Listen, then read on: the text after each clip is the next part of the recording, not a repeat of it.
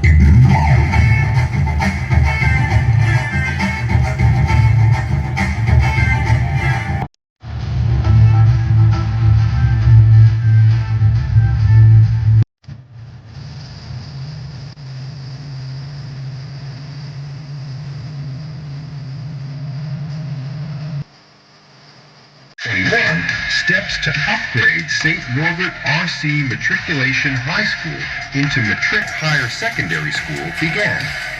English medium education, which was beyond the reach of rural students of this locality, was a great boon to the people due to the establishment of our school. In the academic year 2025-2026, உள்ளூர் நிகழ்வுகளை உடனுக்குடன் தெரிந்து கொள்ள கழுகு பார்வை YouTube சேனலுடன் தொடர்ந்து இணைந்திருங்கள். நன்றி.